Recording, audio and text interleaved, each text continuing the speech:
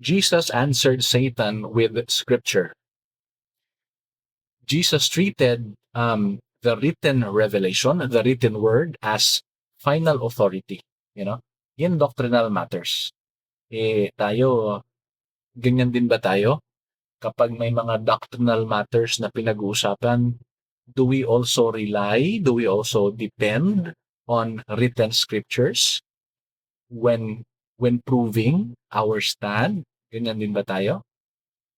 Remember Matthew 4, nabanggit ko na to dati sa aking naunang recording. Matthew 4, when Jesus was tempted, he does not argue with opinions. He does not argue with feelings.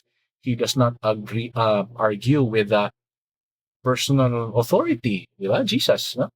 He keeps going back. He keeps going back to one phrase. I'm not sure if napansin nyo yan. Ano yung one phrase na yan? It is written. Paulit-ulit siyang bumabalik dyan. Diba? There's that pattern. When Satan says, you are the Son of God, so etong mga batong to, gawin mong tinapay para makain ka, mabusog ka. Ano yung reply ni Jesus? It is written.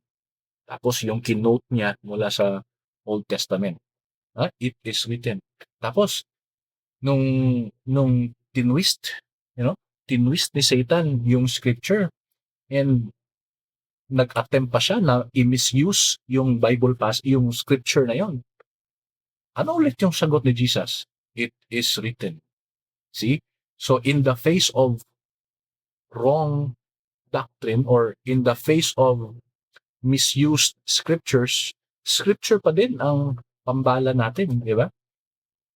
Then, when Satan, nung nag-offer na si Satan sa kanya, dun sa nung mga nagdadamihan at nagagandahang mga kingdoms, di ba?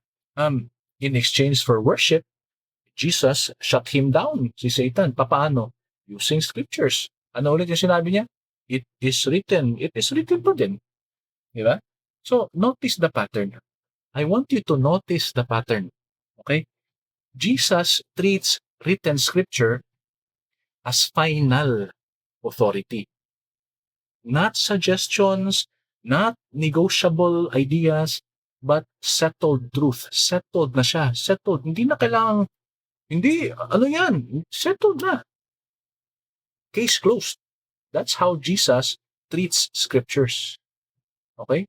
Kasi, may mga iba ngayon. Ay, alam ko yan yung nakasulat, pero baka naman, akala nila yung nakasulat is suggestion. Akala nila yung nakasulat is up for negotiation. Hindi. Jesus does not view scripture like that. Ang tingin, ang perspective ni Jesus when it comes to scripture, that is settled. Pag sinabing ganyan, yan yun. Pag sinabing hindi, hindi. Black or white. Yan lang pagpipilian mo. Wala ka ng gray area.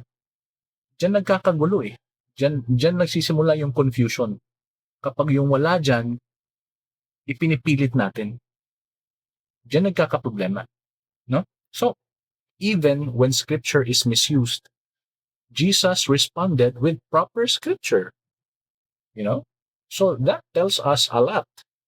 Kapag may nakasalubong tayo na Bible verses din ang dala, pero mali naman yung pagkagamit, ano yung dapat na paraan ng pag-correct natin? By using proper scriptures. So the lesson is very simple. Very simple. Context matters. Okay? And written revelation matters. Importante.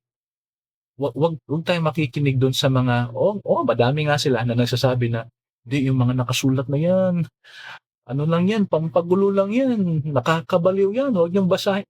Huwag tayong makinig dyan. Sundin natin si Jesus. Followers tayo, di ba? Followers tayo. Jesus respects scriptures. We should also respect scriptures. Ganyan yung follower eh. Di ba? So, if Jesus kung si Jesus nga, he relied on it is written, then we must also treat scripture the very exact same way. Today, carefully, respectfully, and as the final standard for truth. So, it is written, it still matters. It is written still matters today. Never trust a preacher blindly, not even me. The Bible is the standard, not me. Search the scriptures. If I speak true, please obey God. If I don't, please reject me. Remember John 7:17, Acts 17:11.